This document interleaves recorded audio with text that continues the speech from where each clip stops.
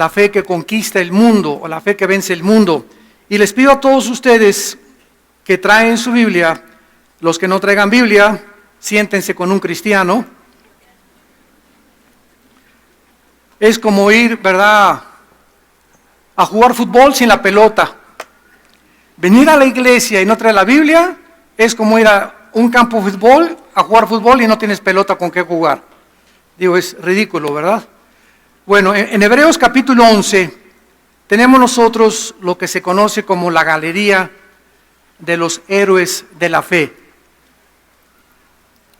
Y siendo la fe el medio a través del cual todos nosotros hemos entrado al reino de Dios, qué importante es que en estos tiempos podamos separar y distinguir lo que es la fe bíblica de las meras creencias religiosas. A ver si podemos apagar un ventilador que está sonando por aquí. Cuando comencemos tienen que estar apagados todos los aparatos. Entonces, ¿qué diferencia hay entre la fe bíblica y las creencias religiosas? Hay personas que me dicen que creen en Dios. Bueno, esto no es la fe bíblica. ¿En cuál Dios estás creyendo, verdad? Porque si hablamos de los hindúes, tienen más de 6 millones de dioses. Otros me dicen, bueno, yo creo en Alá. Bueno, Alá no es el Jehová del Antiguo Testamento y del Nuevo Testamento. Alá es un Dios imaginario inventado por cierta religión. Otras personas dicen, bueno, yo tengo fe que mi hijo se va a sanar. Y le pregunto a la persona, ¿cómo se llama tu hijo? Pancho, Juárez. A ver, déjame buscar si está en la Biblia Pancho Juárez. Porque si no está en la Biblia, no es fe. Fe es creer lo que está escrito nada más. Entonces, cuando tú me dices, tengo fe que mi hijo va a sanar, estás hablando equivocadamente. Tengo esperanza que se vaya a sanar. Porque a lo mejor no es la voluntad de Dios que se sane tu hijo, tu mamá, o tu esposo, o tu esposo, y que se las lleve Dios. Entonces, cuando alguien nos habla, tenemos fe que se va a salvar esa persona, o tenemos fe, espérame tantito, es que esa no es la fe. No confundas la fe con la esperanza. ¿Por qué? Porque Dios muchas veces no quiere que muchas personas se queden a seguir sufriendo en esta vida y se los lleva a casa. Entonces, eso no puede decir que es fe. Tengo fe que me voy a sacar la lotería. Tengo fe que esto va a resultar. Eso no es fe. Y lo contrario también es, oiga, hermano, usted no cree en las cosas sobrenaturales. No, yo creo lo que está en la Biblia. Si no está en la Biblia, no tengo por qué creer. Una cosa es la credulidad y otra cosa es la incredulidad. La incredulidad es no creer las promesas de Dios. Ser crédulo es cosas que nos quieren hacer creer que no están en la palabra de Dios. Entonces, cuando comenzamos a profundizar en esto, comenzamos a tener bases más firmes y ponemos un fundamento tremendo en nuestra vida para hablar con personas, ayudarlas en la televisión, en el radio, en cualquier cosa que te entrevisten, en tu escuela, con tus maestros, con cristianos, con pastores, porque es una confusión increíble la que existe en el mundo actualmente. Entonces tenemos que saber exactamente qué es la fe. ¿De qué está hablando Dios cuando dice la Biblia que sin fe es imposible agradar a Dios? Porque si es imposible agradar a Dios más que a través de la fe, no vayamos a estar creyendo que agradamos a Dios con otras cosas, cuando la fe no está de por medio. Dice en Hebreos 11, es pues la fe, la certeza de lo que se espera, la convicción de lo que no se ve. Porque por ella alcanzaron buen testimonio los antiguos. Por la fe entendemos haber sido constituido el universo por la palabra de Dios, de modo que lo que se ve fue hecho de lo que no se veía. Bueno, vamos con orden desde el principio y vamos a tratar de desarrollar esta conferencia teológicamente. Dice la Biblia que la fe es dos cosas, en el versículo 1. La fe es dos cosas. La fe es una certeza y una convicción. Apúntalo o subrayalo en tu Biblia, certeza y convicción.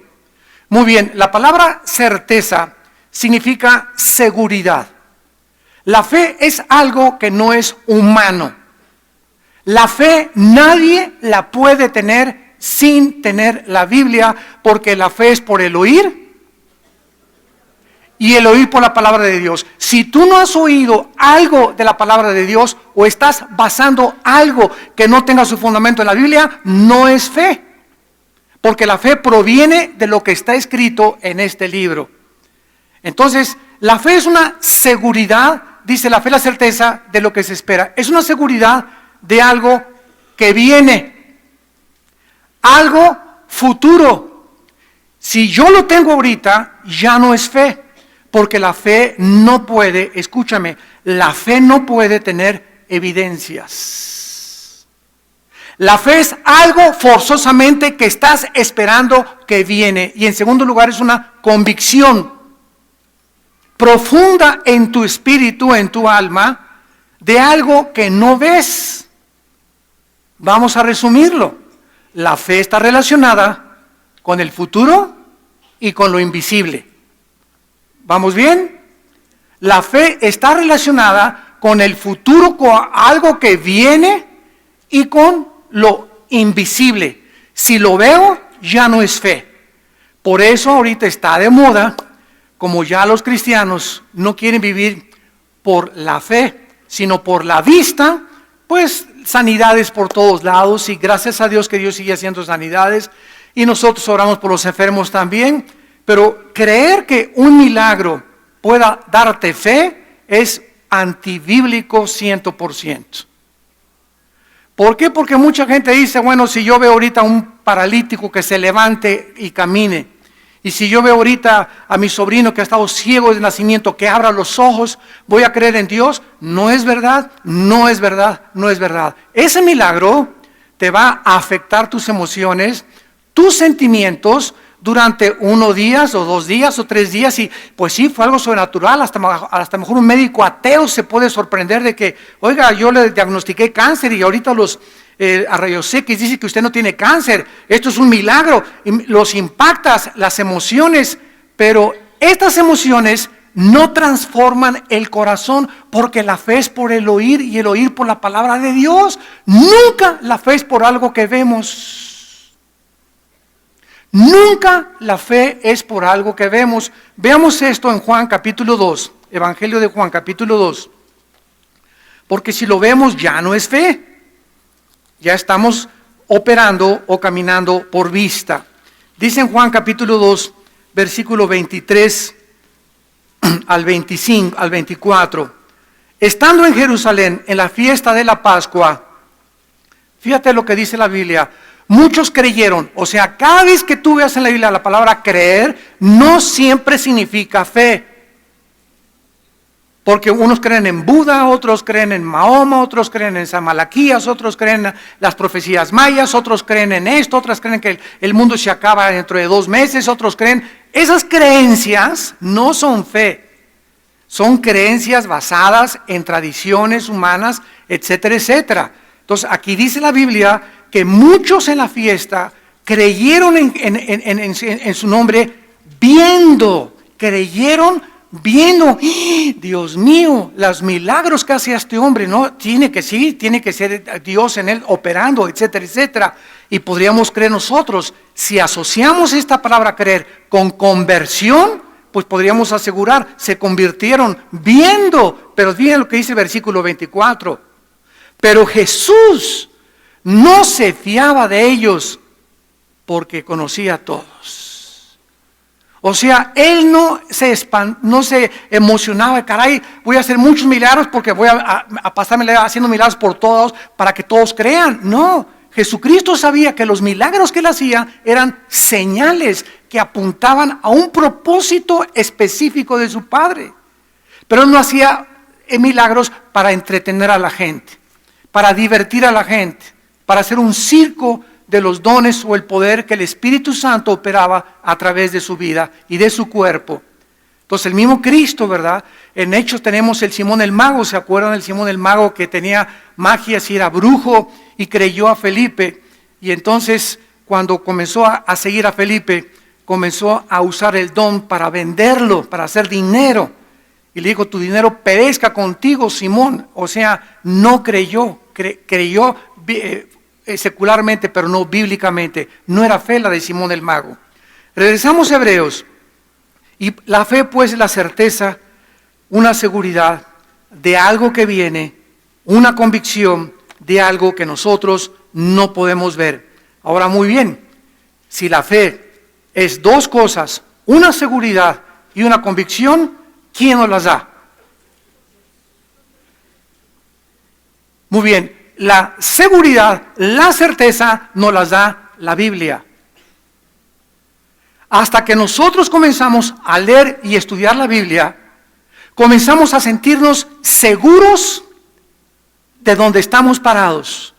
Como dice Pablo, yo sé en quién he creído y sé que es fiel para guardar mi depósito. Comenzamos a saber que cuando yo me acuerdo que me convertí a Jesús en 1975, más o menos 74, 75, yo iba a las universidades y me encantaba discutir, porque en aquel tiempo yo era ateo, ¿verdad? Antes de ser cristiano y comunista y marxista, etcétera, etcétera, y me decían, bueno, ¿tú de qué tanto estás hablando ya? Así que, y les decía, mire, yo solamente les puedo decir algo, que estoy seguro, no puedo explicarles nada, pero sé que Jesús vive. Era todo lo que les podía decir yo a mis amigos estudiantes y a todos los maestros con los que nos debatíamos. Yo lo único que les puedo decir es que Jesús vive. Y eso no hay la menor duda. Cuando recibí a Cristo, yo supe que Él era el camino, la verdad y la vida. Que ni Mahoma, ni Zoroastro, ni Mahatma Gandhi, ni Buda, ni ningún otro líder se podría comparar con Jesucristo. Esa convicción nadie me la podía quitar. Era una certeza, una seguridad tremenda. Y mientras más estudiaba la Biblia, más esa certeza se ahondaba en mis convicciones. Muy bien, si la certeza nos la da la Biblia, ¿quién nos da la convicción? El Espíritu Santo. El Espíritu nos da testimonio de que somos hijos de Dios. Entonces tenemos la Biblia y tenemos al Espíritu Santo. Y estas dos cosas, ¿verdad? La persona del Espíritu Santo y la palabra de Dios siempre, siempre, siempre van juntas. Nunca el Espíritu Santo hace nada extrabíblico. Todo lo que el Espíritu Santo es confirmar lo que la palabra de Dios dice. Entonces, en la Biblia encontramos aproximadamente cerca de 8,500 promesas. Más o menos son las que hay en la Biblia, 8,500 promesas. Y cada promesa que Dios me da, por ejemplo, serás salvo tú y tu casa. Es una promesa, ¿no es cierto? Hechos 16. Ahora, ¿y por qué si mi casa, si la promesa es que mi casa va a ser salvados, por qué, hermano pastor, mi hijo todavía anda en las drogas, mi esposa no sé qué tantas cosas? Bueno, dice la Biblia que serás salvo tú y tu casa, pero también tenemos que entender que cuando leemos una promesa, tenemos que juntarla con las demás partes para formar el rompecabezas y será salva nuestra casa mientras nosotros les demos testimonio a nuestros hijos de que Cristo es real. Si tú no disipulas a tu hijo menor de edad que tienes en tu casa, si tú no disipulas a tu hija como mujer que vive en tu casa, si en un hogar cristiano que se llama cristiano, aparte de venir aquí el domingo, entre semana no hay una reunión entre ustedes, donde antes de acostarse se juntan en la sala o a orar todos juntos, el padre lee la Biblia. Cuando Dios ve esa armonía, donde el padre está tomando el liderazgo, el varón principalmente, si no está el varón, pues la mujer. Pero cuando Dios ve eso, como dijo en Génesis 18, yo sé que Abraham le va a enseñar a su casa mis caminos, por eso le voy a revelar mis pensamientos. Entonces no esperemos tener dirección en nuestra casa si nuestra casa no tiene fundamentos en la palabra de Dios. Tenemos que entender eso. Entonces la promesa se cumple cuando nosotros hacemos lo que la Biblia nos manda. Porque si no hay obediencia, la fe que yo digo tener no es fe. Los demonios también creen que Jesús es el Cristo. Creen que Jesús es el Hijo de Dios. Y cuando vino Cristo lo confesaron. Sin embargo, dice en Santiago 2, que ellos no creen pero tiemblan porque no hacen la voluntad de Dios. Si no hay obediencia, la fe que tú tienes es una creencia común y corriente, pero la obediencia comprueba que lo que has creído es verdad. Si Dios me dice en Efesios 5, ama a tu esposa, Armando, y yo no amo a mi esposa, y le soy infiel, aunque sea con pornografía, y la trato mal, etcétera, etcétera, y vengo a la iglesia y me invoco a San Crisóstomo y a San Anastasio y a Santa Rita de Casia, y me persino el domingo, etcétera, etcétera, y mi esposa es mi sirvienta, es mi esclava, no es la reina de mi casa, no es la que ocupa mis pensamientos, entonces mi fe no es bíblica. Creo en una religión, creo en ritos, creo en ceremonias. Miércoles de ceniza me ponen aquí la cenicita y en la noche me voy a la cantina Garibaldi. Entonces, esa no es fe. Tenemos que entender eso. La fe tiene que implicar obediencia en lo que Dios dice. Ahora, si Dios ve que haces eso con tu esposa, que la amas, que le enseñas la palabra a tus hijos, se abren las puertas de los cielos. Porque el que no escatimó a su hijo, ¿cómo no nos dará todas las cosas? Se abren las puertas de los cielos y Dios comienza a derramar bendición sobre la familia Díaz, sobre la familia Ramírez, sobre la familia Escalafonte, etcétera, etcétera. ¿Por qué? Porque Él quiere bendecir las familias. Porque esas familias bendecidas van a salir y van a ser instrumentos en su vecindario, en su trabajo, en los muchachos en su escuela. Es una familia que necesita esas bendiciones porque Dios quiere ser un canal a través de ellos. Si entendiéramos tan solo eso, viviríamos de otra forma y entenderíamos lo que es la fe. Muy bien, ahora dice el versículo 2 de Hebreos 11 que por la fe, por causa de la fe, alcanzaron buen testimonio los antiguos, o sea, las personas del Antiguo Testamento, vamos a verlo más adelante, desde Abel. Abel fue el primero que manifestó lo que es la fe. Y aquí vamos a encontrar un orden cronológico en Hebreos 11, primero fue Abel, después Enoc, después Moisés, después Abraham, y este orden cronológico tiene un orden también bíblico, porque la fe de Abel era diferente a la fe de Enoc. La fe de Enoc fue diferente a la fe de Moisés. La fe de Moisés fue diferente a la fe de Abraham. Era la fe bíblica, pero la manera en que se manifestó es la manera en que nos enseña cómo funciona la fe. Por eso es tan precioso este capítulo. Entonces, ¿de qué se trata? Se trata de que si nosotros decimos que tenemos fe, estamos alcanzando testimonio, estamos dando testimonio con nuestra vida. En mi trabajo ya saben que soy diferente, en mi escuela saben que soy diferente, mis amigos saben que soy diferente.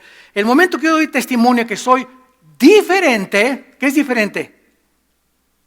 Santo. ¿Qué significa la palabra santo? Agios en el griego, kadosh en el Antiguo Testamento en hebreo, diferente, separado. Entonces, cuando doy testimonio que soy así, ¿qué cosa? Estoy agradando a Dios. Porque se trata de que alcancemos a través de nuestras acciones y nuestra obediencia dar testimonio. Ahora fíjense, comenzamos a profundizar. En el versículo 3 de Hebreos 11 dice, por la fe entendemos. Qué tremendo está esto. Qué tremendo está esto. Si tú no tienes fe, tú no vas a entender a Dios. Si tú no tienes fe, no vas a entender el inicio del universo. Y por eso hay solamente dos escuelas de pensamiento. La que enseña que todo fue el resultado de un accidente, de una explosión Big Bang, que la materia produjo el pensamiento y la materia produjo la conciencia, ¿verdad? Y que el cerebro son puras reacciones químicas, que no hay moral, no hay conciencia, todo es mecanizado. O vas a creer lo que la Biblia dice, pero para creer lo que la Biblia dice, necesitas fe, porque es la fe la que nos da la comprensión, la que nos abre la calabaza aquí adentro y la que nos puede comenzar a poder ponernos a los pies del Maestro de Maestros, del Espíritu Santo, y ya que el Espíritu Santo ve que realmente tengo a Cristo y que tuve fe en aceptar su muerte en la cruz, el Espíritu Santo me comienza a abrir la calabaza, mis pensamientos, comienza a sacar todos mis pensamientos marxistas, freudianos, ateos, fascistas, nazistas, como se llame, todas las ideologías que antes tenía, comienzan a salir, me comienza a desprogramar el Espíritu Santo y nos comienza a reprogramar otra vez. Y toda la información que nos viene ahora desde el cielo ya no es la información de los hombres. de Platón y de Sócrates y de Marx y de Nietzsche y de Freud y de Jean-Paul Sartre. Ya no es la información de los hombres, ahora la información que comienza a entrar a mi mente viene del cielo. Pero ¿por qué viene del cielo? ¿Qué es lo que abrió el canal para que esa información viniera a mi mente? Mi fe en Dios. Por la fe entendemos. La fe nos hace entender los pensamientos y los caminos de Dios. Ahora fíjense lo primero que Dios quiere que entendamos. Por la fe entendemos que el universo fue ordenado, lo estoy leyendo en el original griego, que el universo fue constituido o fue puesto en un orden, con un diseño perfecto por la palabra de Dios. Hace una semana, a mí me gustaba muchísimo la ópera, bueno, me sigue gustando mucho la ópera. Hubo un tiempo en que quise ser cantante de ópera, César. Aunque tengo voz ahorita de no sé de qué, pero me encantaba la ópera y estudié bel canto 2 años y bueno, me encantaba todo lo que era Puccini, Verdi, las óperas, La Traviata, Rigoletto, Nessun Dorma de Turandot. Bueno, todas esas cosas me encantaban de la música clásica, porque de chiquitos mamá nos puso música clásica, crecimos con música clásica. Y hace una semana me encantó oír, entrevistó a la CNN a Andrea Bocelli. No sé si ustedes vieron la entrevista. Bueno, qué hombre más humilde, de veras, qué humildad de este cantante. Lo entrevistaron y después de que él platicó todo, ¿verdad? Que le llamó a Pavarotti, le llamó su maestro, así dijo, el maestro Pavarotti. O sea, él dio a entender que era menor que Pavarotti. ¡Cuánta humildad de veras! Y le pregunta el entrevistador en Cala, en CNN, oiga, ¿y usted de Dios y su vida espiritual qué cosa es? Y dice Andrea Bocelli, bueno, fuera de todo el día estudio, claro, en la casa y estoy oyendo música clásica con mis hijos, mi esposa, ¿verdad? Él es ciego, tuvo un problema creo que a los 8, 9, 10 años de edad, Andrea Bocelli se quedó ciego totalmente, no ve nada. Entonces dice que aparte de que él estudia música todos los días, dice, estoy comenzando a buscar a Dios. Y mi meta más importante es buscar a Dios, dijo, y ahora es en lo que estoy enfocando mi vida. O sea, ya el canto, ya, ¿qué más puedo hacer, verdad? Es uno de los mejores cantantes que existen. Ahora dice, quiero buscar y conocer a Dios. Yo en ese momento le dije a mi esposa, ¿verdad? Si él va a querer conocer y buscar a Dios, ojalá, no lo dijo, pero ojalá que sea a través de la Biblia. Porque no se puede conocer a Dios sin la Biblia. Vean lo que dice Mateo capítulo 11, el Señor Jesucristo. Todo esto nos da bases, fundamentos, porque si quieres irte a Chapultepec y ponerte en posición de flor de loto, o a través del yoga o de la meditación trascendental, encontrar a Dios, vas a acabar más loco de lo que estás. Si quieres encontrar a Dios como Buda, Gautama Buda era un príncipe y salió de su palacio y dijo a su papá, al rey, quiero ir a buscar el origen del sufrimiento. Bueno, Buda, ¿verdad? Salió del palacio y Gautama Buda y nunca encontró el origen del sufrimiento. ¿Por qué? Porque no hay nada que traspase la capacidad y la intelectualidad humana que encontremos entre los hombres, ni entre los filósofos, ni entre los matemáticos científicos, en ningún hombre más que en Dios. Y así como los hombres han hecho libros para darnos información, Dios nos dejó la Biblia. Y es en la Biblia donde se encuentra toda la información de Dios. Cualquier persona que trate de describir a Dios, o cualquier persona que trate de conocer a Dios sin tener la base de la bíblica, es una distorsión del carácter de Dios. Como el famoso, el Código Da Vinci, cosas de esas, ¿no? Que son escritores fantasiosos de ciencia ficción que no están basados en la Biblia. El otro famoso, José Benítez, que salió famosísimo con El caballo de Troya, ¿se acuerdan de ese libro que rompió récords de ventas? ¿Verdad? También mafufadas. Fuman de la Golden de Acapulco. O sea, yo puedo inventar lo que sea, pero de eso a que lo que yo estoy diciendo o comunicando a la gente tenga un fundamento en la verdad, dista mucho. Entonces, tenemos que saber una cosa, que la única verdad de todo lo que existe está en la Biblia. Física, química, arqueológica, antropológica, genética, gramaticalmente, literalmente, poéticamente, históricamente, en todas las disciplinas que tú quieras, la verdad se encuentra solamente en las Escrituras. Por eso es el libro más atacado, más burlado y más controvertido que existe, porque es el único libro que contiene verdades absolutas. Dice Mateo 11, el Señor Jesucristo, acerca de lo que estamos hablando. Versículo 27. Todas las cosas, a eso vino el Hijo de Dios del cielo hace 2000 años, todas las cosas me fueron entregadas por mi Padre. Todo. Y nadie conoce al Hijo, nadie conoce a Jesucristo, sino el Padre. Ni al Padre conoce alguno, sino el Hijo y aquel a quien el Hijo lo quiera revelar. Y en Juan 5:39 Jesucristo dijo: escudriñen las Escrituras, porque en ellas, aquí, tienen la vida eterna, y ellas, aquí las Escrituras, son las que dan testimonio de mí. ¿Qué está diciéndonos Jesús?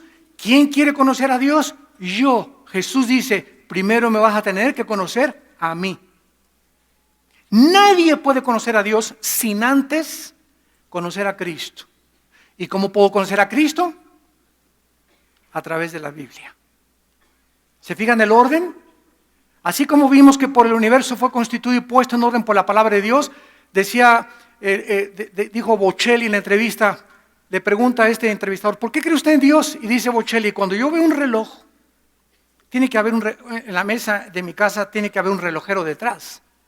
Y cuando el universo vemos un orden y un diseño del universo que nos rodea, que la Tierra no se sale de su órbita, el Sol, el acercamiento de la Tierra es perfecto para que haya la Vía Láctea, todo, vemos el orden y el diseño que existe, tiene que haber forzosamente un creador y un diseñador. Hace muchos años, como ustedes saben, todos los estudiantes saben que Blaise Pascal fue uno de los más grandes matemáticos de todo el siglo XX, de todos los últimos 5 o 6 siglos pasados. Blaise Pascal, y era cristiano, pero era cristiano de veras. Y un día en su casa Blaise Pascal hizo una maqueta con el universo, el sol, la luna, todo así.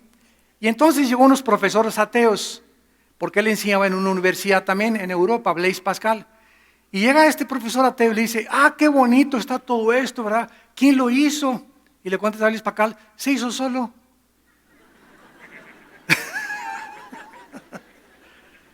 Y ese maestro, bueno, él cuenta, ¿verdad?, en una de sus biografías, que 2 años después se convirtió, que duró 2 años en tratar de digerir lo que le estaba diciendo. Así se hizo solo.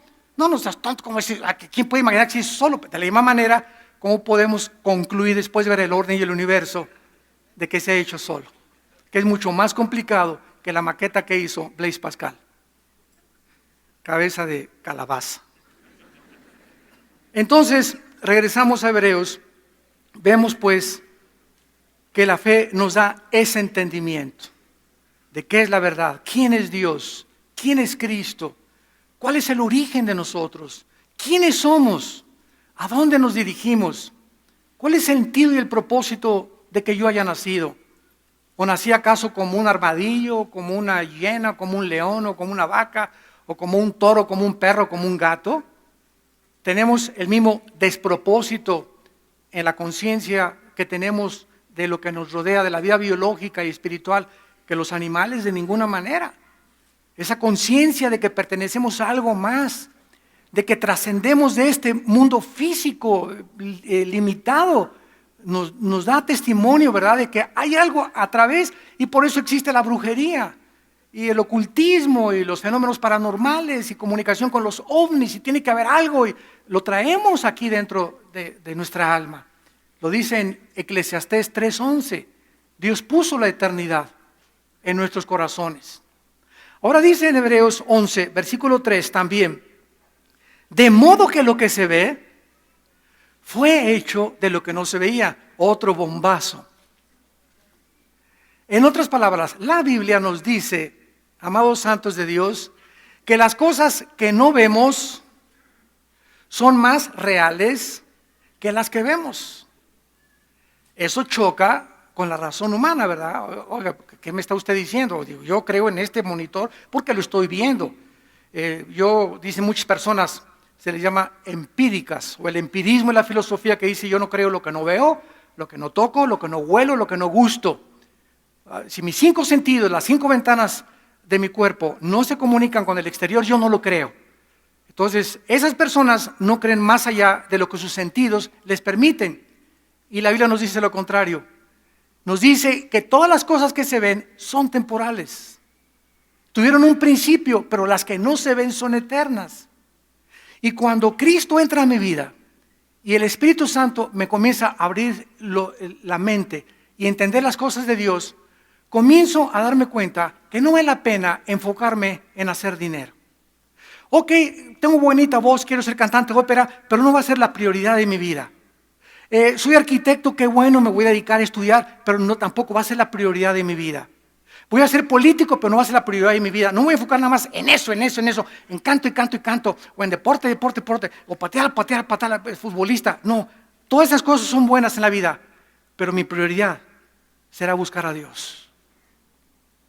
Y en medio de mi profesión, de mi deporte, de lo que yo estudie, va a ser Dios el centro de todo lo que yo hago, de todo lo que pienso, de todo lo que estudio, en mi familia, en mi matrimonio, en mis hijos. Él viene a ocupar el primer lugar.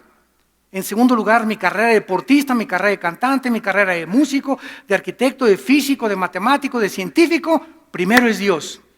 Y cuando le damos ese lugar a Dios, ya nuestros ojos se salen de lo que vemos y ya no nos interesa que el mundo, que el peso, que el petróleo cayó y que subió la bolsa de valores y que esto y el otro, porque no vemos lo que se ve, no mirando las cosas que se ven, sino las que no se ven. 2 Corintios 4, porque las que se ven son temporales, pero las que no se ven son eternas. Por eso el cristiano pierde el temor a la muerte. ¿Sabían todos ustedes que venimos de paso, verdad? Más te vale que lo sepas. Cuando tú sabes que vienes de paso, cuando tú sabes eso, porque no todos lo saben, pero no quieren pensar en eso. No, yo sé, pero no me vale por favor de morir, pero porque no quieren saber ni siquiera de la palabra muerte, aun cuando es la realidad más grande en la que todos vamos a atravesar. Todos aquí, todos tenemos que morir algún día. Y cuando tú tienes la mente de Cristo, la fe en Dios, ya la muerte y ya lo que trasciende y la muerte en tus familiares va más allá de lo que pensábamos de las cosas materiales. Ok, le lloro al hijo, le lloras a la hija, a la esposa, 3 meses, 4 meses, pero no te vistes de negro 5 años. Ni tampoco de negro 10 años. Ni me digas, por favor, tengo luto desde hace 5 años por mi hijo que se murió y sigue chillando doña Chole. ¿Verdad? ¿Por qué? Porque no es cristiana. No ve las cosas más que se ven, no ve las cosas que no se ven. Si ella supiera que su esposo está en un mejor lugar, estaría diciéndole, ahí te voy, mi chencho, ahí te voy a alcanzar, ¿verdad? Apártame el lugar, ahí voy el danzón allá arriba, y aquí mientras yo estoy sufriendo, tú muy contento allá arriba, ¿verdad? Así, ¿verdad? Y aquí sufriendo, y a ratito te alcanzo. Y comienza la mezcla del gozo en nuestra vida de saber que nuestros seres queridos los vamos a volver a ver.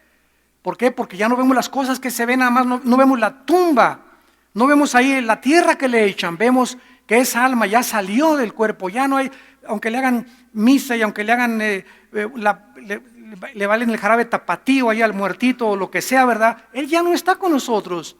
La Biblia dice, bienaventurados los que mueren en el Señor, porque han descansado de sus obras. La fe nos permite ver lo que no vemos con los ojos físicos.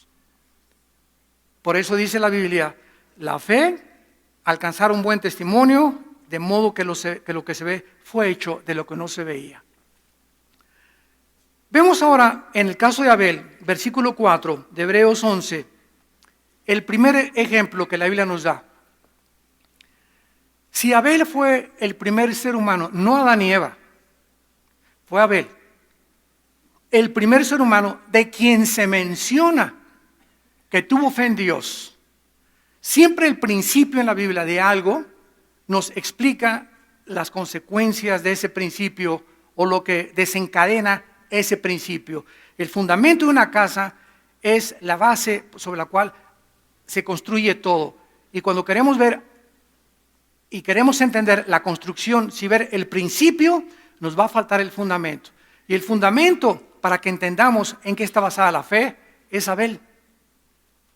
Vamos a comenzar con la vida de Adán y Eva.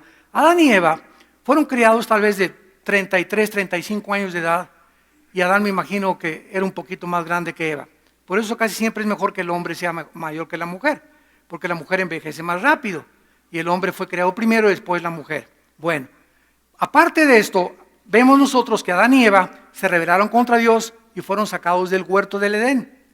Ahora muy bien, cuando se rebelaron contra Dios, ¿qué hicieron Adán y Eva? ¿Se acuerdan ustedes en Génesis capítulo 3? Lo primero que hicieron fue taparse. Taparse sus partes íntimas. ¿Y con qué hojas se taparon? ¿Con hojas de mango o de guamúchil? ¿Por qué dice la Biblia que con hojas de higuera? Qué interesante todo esto. Eran de higuera, o sea, descubrió su desnudez y el árbol más cerca que tenían de ellos, ¿cuál era? La higuera. Fue el primero que agarraron, porque eran más higueras que nada. Y la higuera representa a Israel en el Antiguo Testamento. Bueno, vamos ahorita para allá. Entonces se tapan con hojas de higuera, y el momento que se tapan ellos, al darse cuenta de que están desnudos delante de Dios, Dios establece, se llama el protoevangelio. En Génesis 3:21. ¿Qué hace Dios entonces? Dios mata a un animal. Por primera vez en la historia Dios mata a un animal. Y entonces despelleja a ese animal. Y con las pieles de ese animal viste Dios a Adán y a Eva. Les cubre su desnudez. El primer principio que existe en la Biblia acerca de la fe es que el hombre nunca podrá cubrir su pecado con ninguna religión. ¿Qué cosas son las religiones? Hojas de higuera. Soy católico, soy budista, soy esto, pero estamos desnudos espiritualmente delante de Dios. Si no es Dios, esta es la fe y es creer esto. Si tú no crees que es Dios el que te tapa, sigue con tu religión nada más, pero nunca vas a entender que es Dios el que tiene que taparte y siempre con derramamiento de sangre. Sin derramamiento de sangre, Hebreos 9:22, no hay remisión de pecados. Vamos a entender esto de la sangre. Al matar Dios al animal, derramó sangre, ¿sí o no? Claro.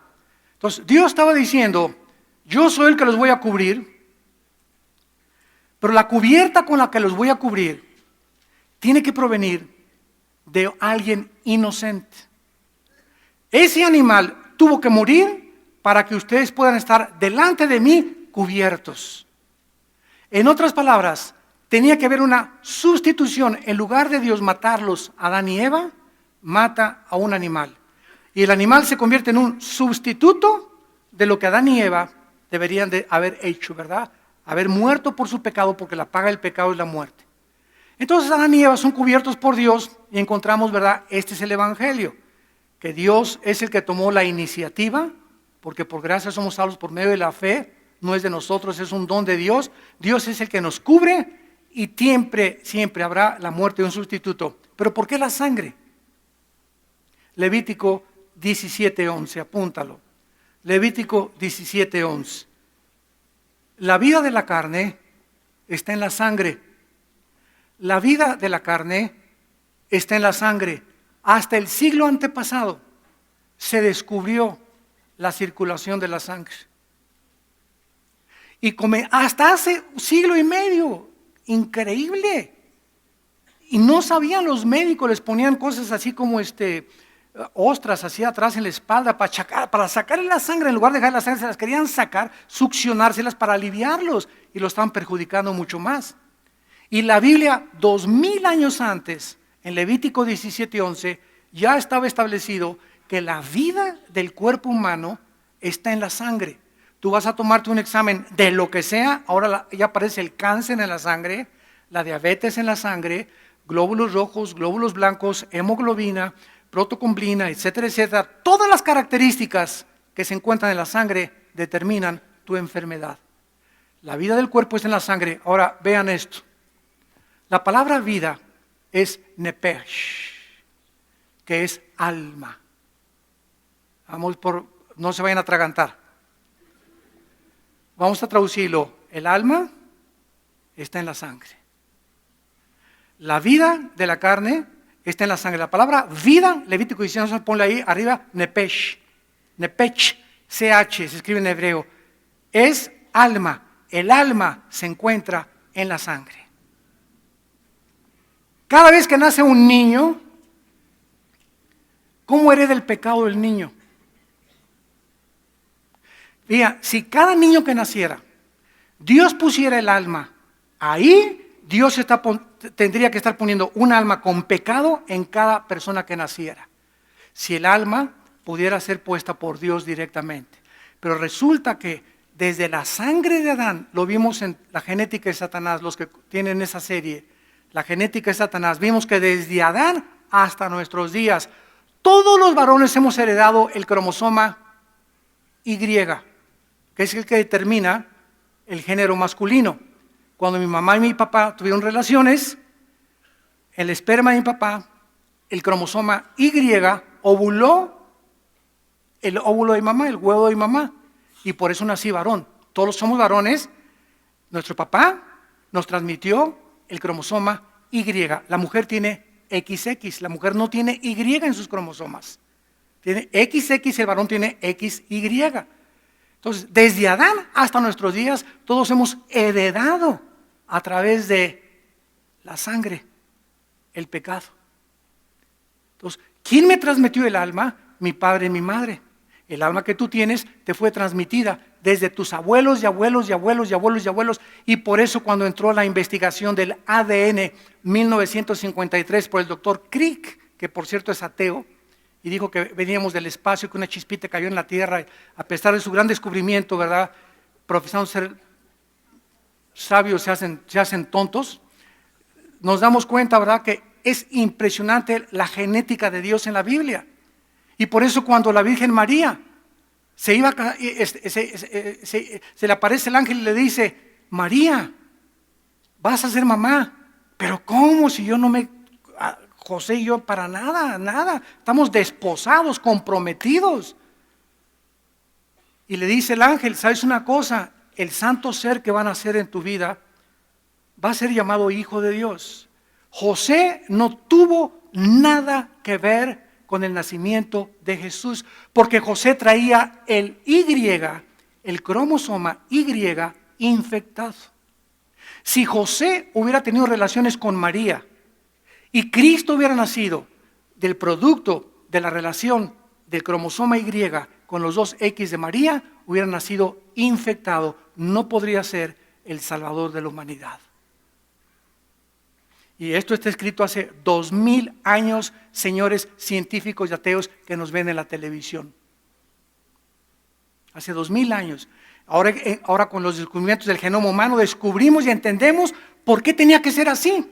Hasta ahora lo entendemos, porque nacimos infectados en la sangre, a través de la cual se transmite el alma. Entonces, ¿quién puso en María? ¿Quién ovuló? ¿Quién fertilizó el óvulo de María? El Espíritu Santo. Dios tomó el cromosoma Y para ovular el cromosoma 2X de María, y así nació Jesucristo, sin haber heredado la maldición del alma y de la sangre a través del papá. Y por eso fue un Salvador. Si tú eres un gran pecador, tienes un gran Salvador.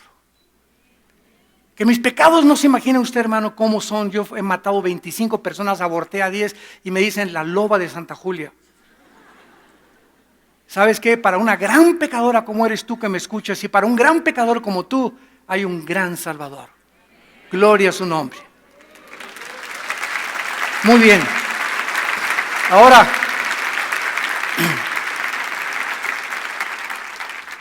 Adán y Eva le transmiten a sus hijos, Caín y Abel. Primero nació Caín y luego nació Abel.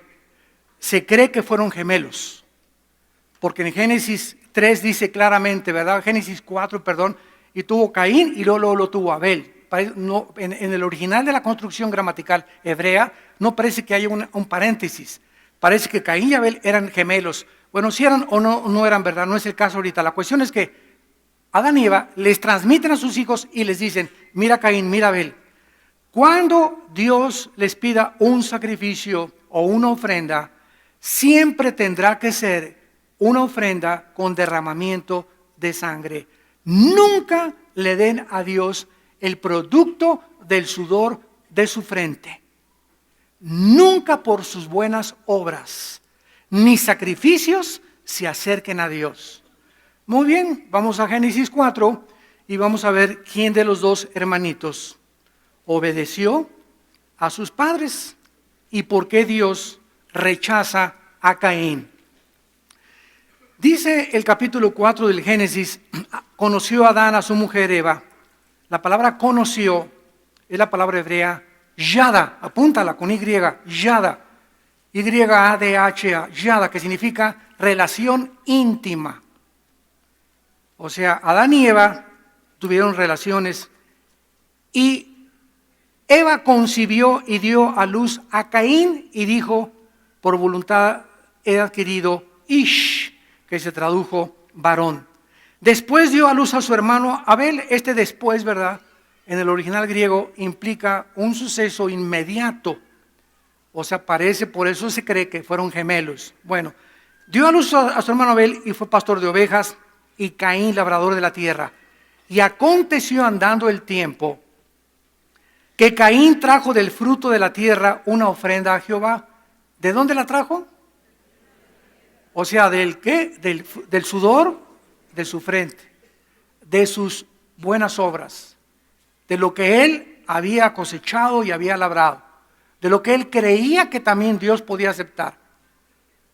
Y Abel trajo de lo primogénito de sus ovejas, de lo más gordo de ellas. Y miró Jehová con agrado a Abel y a su ofrenda, pero no miró con agrado a Caín y a la ofrenda suya.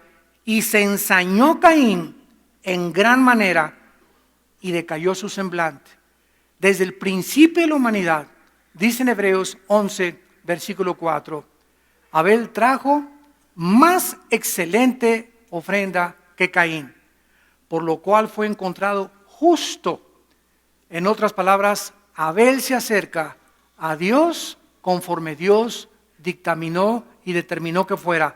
Los que se acercan a mí, se acercan a través de la cruz.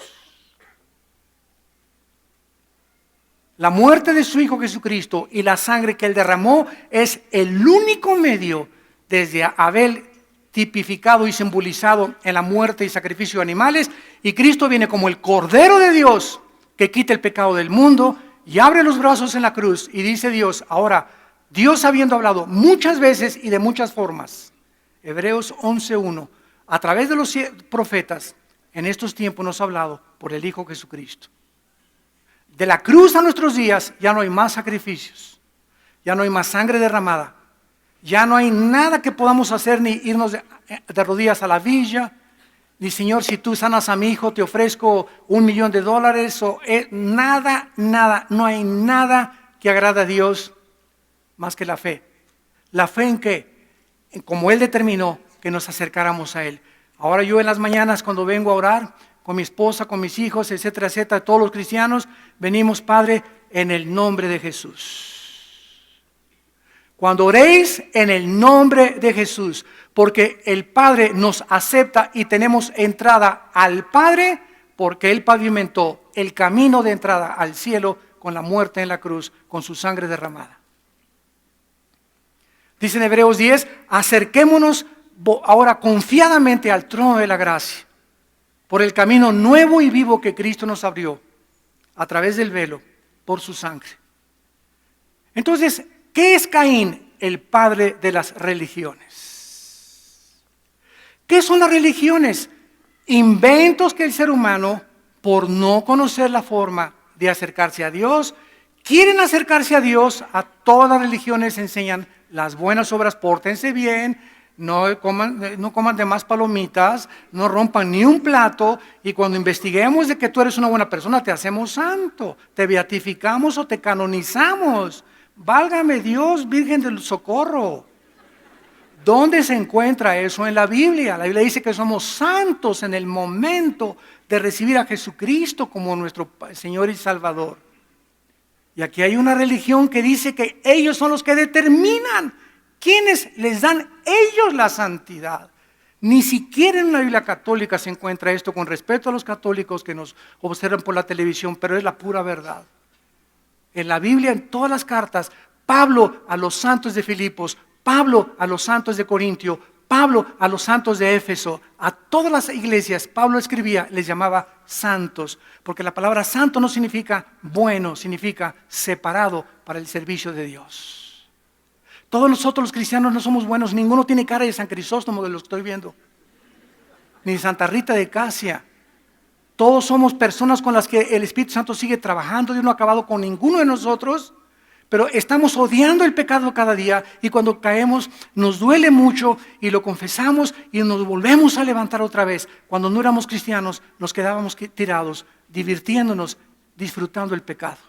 Si eres cristiano, una señal de que te sientes mal, de que ayer fornicaste, o viste pornografía, o le gritaste a tu esposo o a tu esposa, o hiciste algo que tu conciencia te atormenta, es porque el Espíritu Santo te está diciendo: ven a la cruz, hay perdón en la sangre de Jesucristo.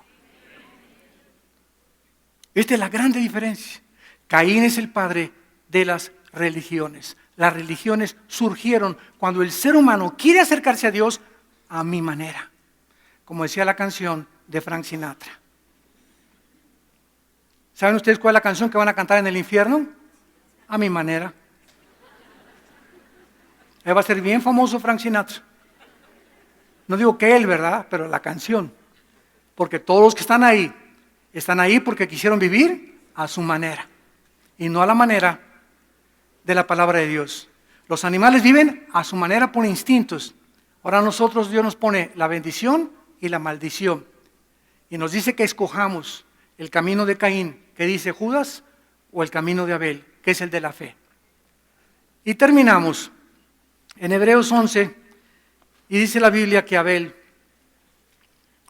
ofrece más excelente sacrificio que Caín, por lo cual otra vez alcanzó testimonio. El hecho que él haya acercado a Dios con la ofrenda y al haber derramado sangre de un cordero, estaba aceptando, aunque no lo entendía. Hay muchas cosas que Dios nos pide que no entendemos, pero basta que esté en la palabra de Dios para que yo lo obedezca. ¿Se acuerdan Dios que le dijo a Josué? Ahí está Jericó. Josué capítulo 6. Van a atacar la ciudad de Jericó. Y Josué: mis generales, mis capitanes, vamos a tener una junta. Ya están las catapultas. ¿Cuántas lanzas tenemos? ¿Cuántas flechas? ¿Cuántos arcos? Todo ya preparados como guerreros, Josué y su ejército. Y entonces Dios le dice a Josué: estos son los planos que te doy del ataque. Y Josué, a ver si leí bien, dice Josué: el primer día que le demos una vuelta, sin hacer nada, no dice que nada. El segundo día que le volvamos a dar otra vuelta a todos, y aquí está leyéndoles los planos Josué a todo su ejército. Y los sacerdotes vienen adelante con los shofares tocando la trompeta. ¿Quién sabe qué querrá el Señor? Tercer día, lo mismo el tercer día. Cuarto, quinto, sexto, todos los 6 días, que dice el Señor que le demos vueltas a Jericó sin que disparemos flechas, solamente tocando los shofares con el arca adelante. Y el séptimo día, a ver, espérenme tantito, miren lo que dice aquí. El séptimo día que le demos 7 vueltas. Y en ese momento, todos los generales de Josué, y tal vez el mismo Josué, han de haber pensado, ¿verdad? Los babilonios van a creer que estamos locos de remate. ¿Se imaginan desde las murallas viéndolos a todos, verdad? Esto ya nos dio una vuelta. Y 2, ¿qué nos quieren marear? Pero eran las órdenes de Dios, o sea, Josué no lo entendía, pero lo hicieron. Y en el séptimo día, en la séptima vuelta, tocaron los shofares y Jericó cayó sin una sola flecha. Primera lección, Josué, primera lección que te enseño antes de conquistar la tierra de Canaán: obedece mis instrucciones, aunque muchas veces vayan en contra de la razón. Esa es la fe. ¿Qué es la fe? Creer lo que dice Dios. Es algo que espero que va a venir porque Él lo dice y estoy seguro y convencido aunque no lo vea. Dios me dice, dame el diezmo. A ver si yo gano 10,000 pesos al mes. El diezmo serían 1,000 pesos, pero mira, mis cuentas dicen que ni para el camión ni para la ruta 100, Señor, me alcanza. Pero entonces, ¿qué es la fe? La fe es agarrar los 1,000 pesos, ya no razono. Yo no sé cómo le vas a hacer, Señor, yo te obedezco. Agarro mis 1,000 pesos del diezmo, ¿verdad? Y los otros 9,000, Dios los redime. Dios los bendice, Dios multiplica los panes. Para que lo que yo creía de acuerdo a mi razón que no me iba a alcanzar al haber obedecido a Dios, comienzo a vivir de milagro en milagro. Y de repente comienzo a tener negocios o a una ofrenda que me llegó o una cosa inesperada, pero me doy cuenta que es verdad. Dios le dice a las mujeres en 1 de Pedro 3, mujeres, si estás casada con un marido que no es cristiano, no le digas que se va a ir al infierno. No le pegues en el espejo, eres como Sodoma. Como Sodoma veniste a ser. No le pegues en la suela de tus zapatos, ¿verdad? Versículos bíblicos. No le digan las mujeres cristianas a maridos que no son cristianos, no les digan una sola palabra. Mira, ¿qué te dice la razón? Oye, Señor, pero tú dices que por la fe puede oír por la palabra de Dios. Entonces, ¿cómo va a creer mi marido? No te preocupes, mijita. Tengo muchas personas en su trabajo, en la ruta, en el camión, en el avión, que les voy a mandar para que le hablen de mí.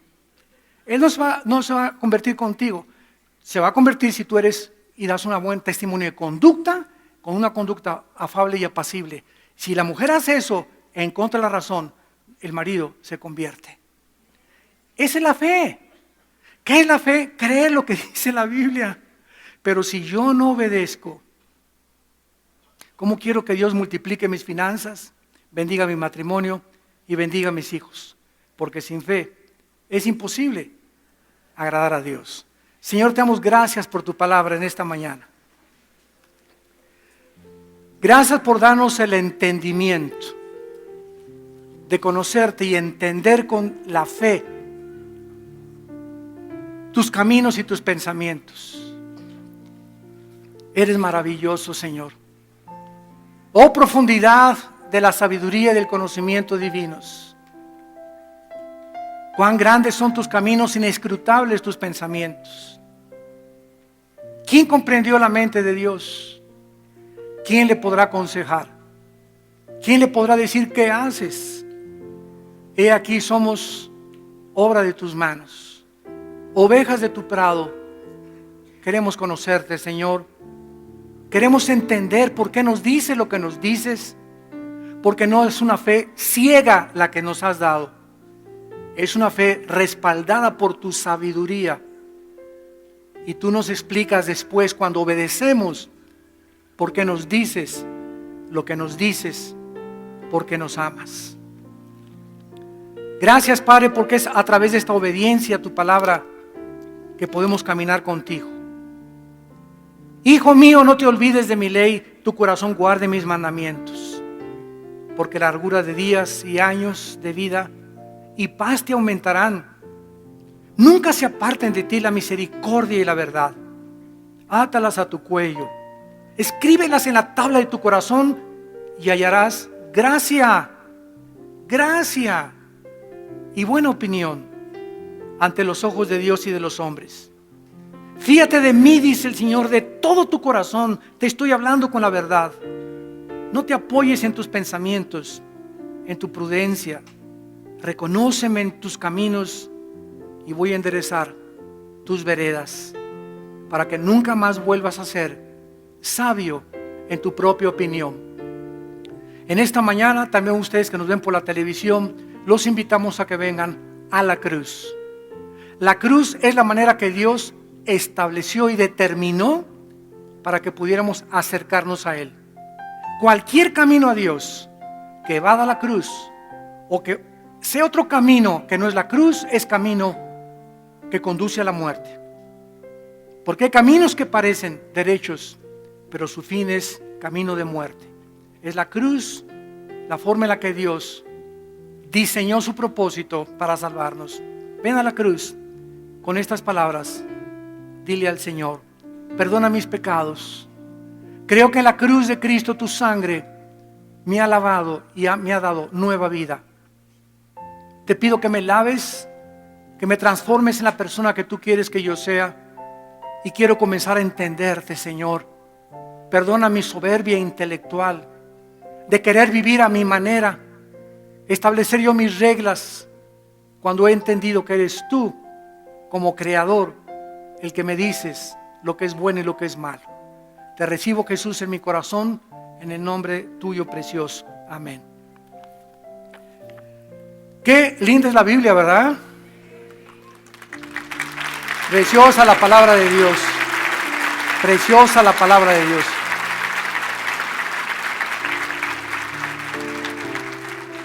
Refutando argumentos y toda altivez que se levanta contra el conocimiento de Dios y llevando cautivo todo pensamiento a la obediencia a Cristo Jesús. Muy bien, las personas que en esta mañana hicieron esta oración por primera vez, nos gustaría conocerlas. Si tú invitaste a Cristo en tu vida en esta oración, ahí desde tu lugar, te pido que te pongas de pie. Párense los que en esta mañana hicieron esta oración. Miren cuánta gente, gracias a Dios. Dios los bendiga, gracias. Atrás, gracias, que Dios los bendiga. Una familia entera, gracias a Dios. Gracias, Señor, por estas almas. Gracias, Padre. Nos ponemos de pie para recibir la bendición pastoral.